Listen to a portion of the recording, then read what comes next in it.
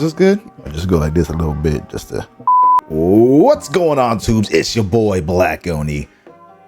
I'm here to give you something really exciting today. I had an opportunity to check out Far Cry 6 ahead of pretty much most people. Thank you to Ubisoft for making it possible for me to do this. I'm so excited. I know you all know that, but I'm just going to say it out loud. The reveal for this game had me just off my seat, ready to play it. I had an incredible experience playing this game, and I'm going to tell you all about that experience. So just prepare your face holes, prepare your eyes, prepare your ears, prepare your nose and your mouth. I don't know. Do whatever it is you gotta do to prepare yourself for that. Black Oni. Okay. The very specific things I'd like to discuss are with regards to general things about the game, the story, the combat, the technical aspects, and more. Let's just jump right into it. So, one of the very first things that caught my eye is the fact that I can choose my gender. This is the first Far Cry game, as far as I'm aware, that allows you to choose between being a woman or being a man. As such, I chose the option to be a woman because we haven't had that option in a Far Cry game up until now. Beyond that, I also wanted to hear the voice acting for Dani as a woman, as a female character. It's dangerous. You'll be a fucking superhero, Dani. Lita and I used to sneak these into the orphanage. What this means at the end of the day is people have more agency in who they play, not necessarily just how they play. Now, in addition to that, there's more character customization available to you as well.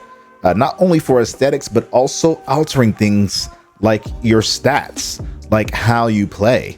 So you can get shirts or gloves or boots that alter things like your player movement speed or how much stamina you have.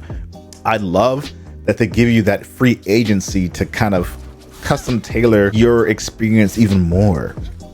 Another great addition that maybe would get lost otherwise is the fact that there's a third-person camera in the hub areas. That way you get a chance to see what your character looks like, not only just being your character and traversing these environments and these areas as your character. Far Cry has been well known for having a dichotomy of seriousness and playfulness. And it doesn't take itself too seriously all the time, but there are very serious moments in the Far Cry series, and that continues on with Far Cry 6. There are very silly and funky and wild moments in the game, but there are also some really brutal and intense moments in the game as well. And that's one of the things that makes Far Cry stand out from other games, is that it has that flexibility of not taking itself too seriously all the time, giving the player agency to just have fun in the sandbox world. But narratively, there are still beats that are very specific to telling a more compelling and brutal story. There's also a very specific callback to Far Cry 3 that once you get there, you'll know exactly what I'm talking about. And it happens pretty early in the game, so I won't spoil what that is, but it's very nice. Exploring this game is very fun, and finding secret caches and unique weapons will continue to be as addicting as it ever has been based on the experience that I've had so far. And with that, you unlock what's known as unique weapons. Now, the one thing I don't like about the unique weapons is that you can't really customize the attachments on these unique weapons the way I would like to. Things like adding extended magazines or suppressors to them, or even scopes, aren't really possible with these specific weapons, but it is really cool to find them and see the beautiful skins that are attributed to them, and getting a chance to see what new perks that these modified weapons bring to the table.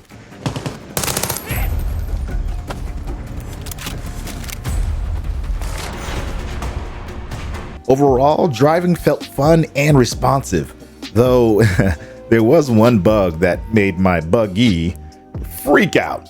I was backing out of a spot, trying to move forward, and they just kind of kept doing all this kind of stuff. It was wild.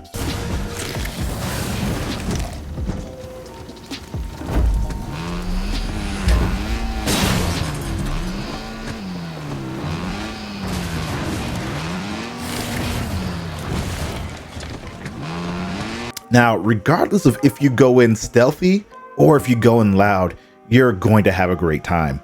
The way that I like to play Far Cry games and many other games in general that offer the option for stealth is I try to take that stealth option as much as I can, because being able to silently and slowly, methodically just puzzle out and piece out how you want to move throughout the environment in the most efficient way can be a really rewarding experience, because you walk in almost as though you were a ghost, and you do all this without taking any damage.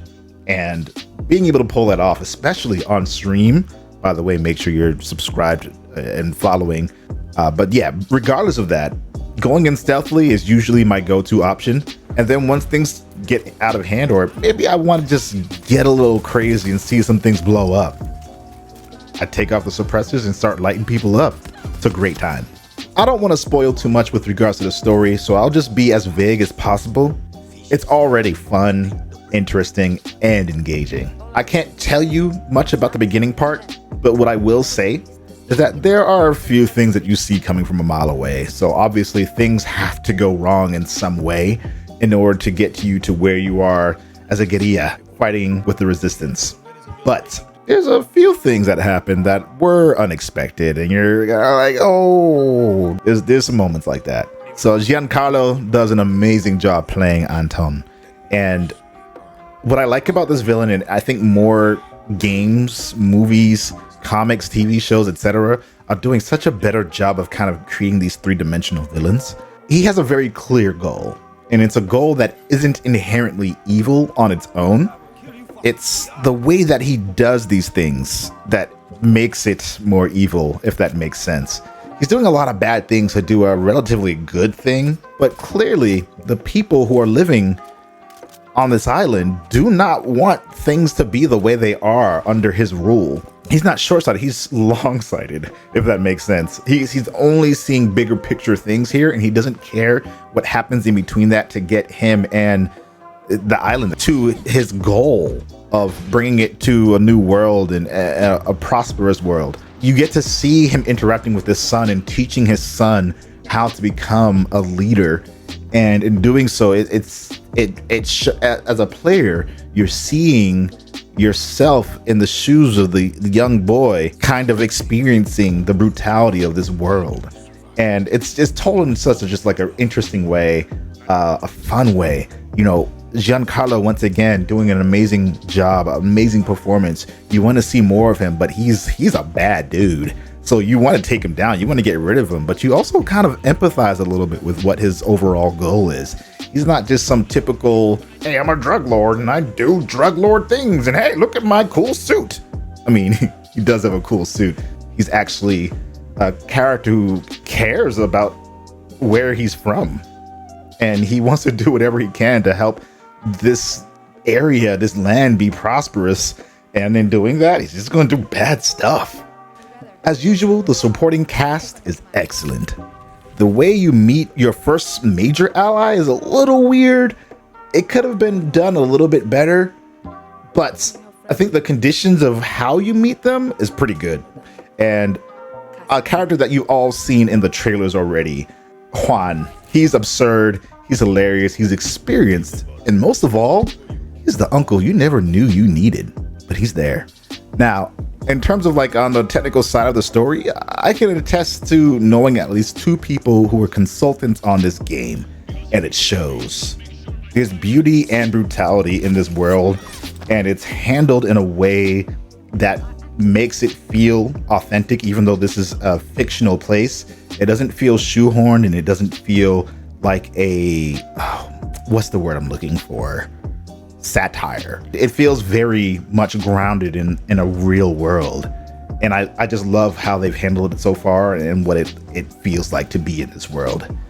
It's weird because like I want to be there, but I don't. The companions I got to experience so far are both on the wacky and zany side. The crocodile Guapo is savage, ruthless, and takes to you very quickly. I found that a little weird that this crocodile that's used to literally just killing people was just like, oh, hey, you're cool, I like you. But I do appreciate that they didn't spend too much time trying to figure out the nuances of how you were going to establish this connection with your first official companion being Guapo. You can order Guapo or any other companion that you find along your way with the G button, and they've done a really good job of kind of seamlessly making that work well. You also get access to an adorable disabled puppy named Chorizo, who overwhelms enemies with their cuteness. And both Guapo and Chorizo love to be pet, so don't forget to do that. They're good boys.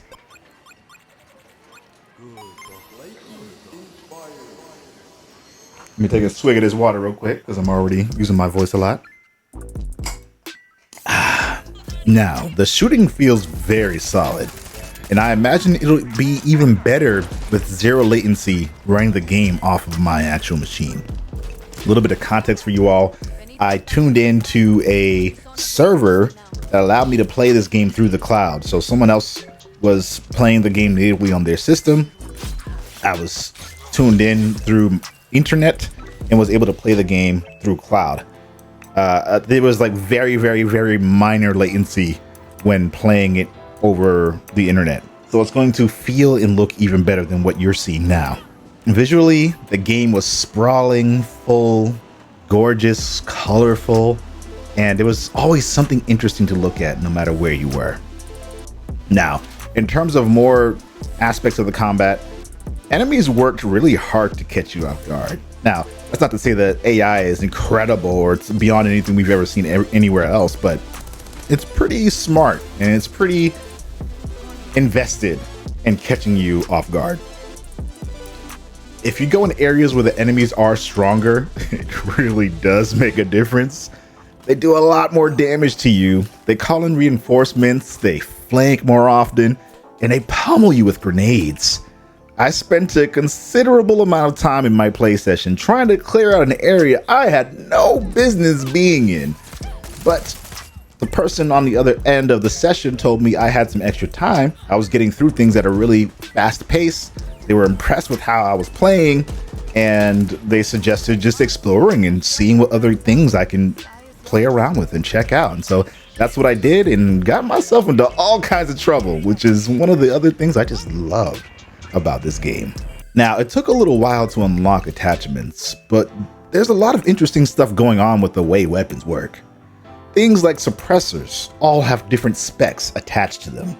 Some suppressors give you better noise suppression at the cost of overheating quicker, which means any follow-up shots that you are taking after it has overheated will no longer be suppressed but loud. You can get other suppressors that maybe didn't suppress sound as well as some of the other ones, but stuck around that a little bit longer rather than kind of fusing out quicker. And it's like that for a lot of the other attachments. You get ammo conversions to face off against heavier armored targets, or ammo conversions to go against those with less armor. You can get regular bullets too. Those will do decent damage to whatever it is you're fighting at, but specializing, or rather having some weapons specialized in one specific thing, means that you'll be more efficient with that particular weapon. So say for example, you got a sniper rifle and you wanted that sniper rifle to specifically be for heavily armored targets so that you can pick them off from a distance and continue on with your adventure. Use that sniper rifle specifically for any heavily armored enemies, which there are plenty of, which I appreciate. They give you reasons to actually use the different types of ammo. He also had things like poison ammo and fire ammo. They get a little crazy and wacky with some of the things that you can do with your attachments, but it makes it all that much more fun. Now, on a technical side, the audio overall was just excellent. Music was fitting, voices sounded amazing, and the accents were authentic and beautiful. Once again, Giancarlo steals the show every time, and as we would imagine, he's doing an incredible job of being a villain. A Far Cry staple is the verticality, which is handled so well, and the game gives you a real sense of scale and height, and all that is made that much better due to the technical performance of the game, but also the visual fidelity and clarity that you get with the game as well. All that's done really, really well, and I gotta give kudos once again to the Far Cry team. They've always done an amazing job with making their worlds feel vibrant and full. And I just love how they've done it here so far. And that's pretty much my impressions of the game. I gave y'all as much information as I can without overwhelming you too much. Enjoy the rest of the gameplay that we have on display, and I'm going to be sharing more gameplay as well. All this is stuff that was captured by the Ubisoft team from my own play session. So this is all my gameplay. You're going to get to see what my experience specifically has been like and how it's going to differ from your experience or even other creators out there.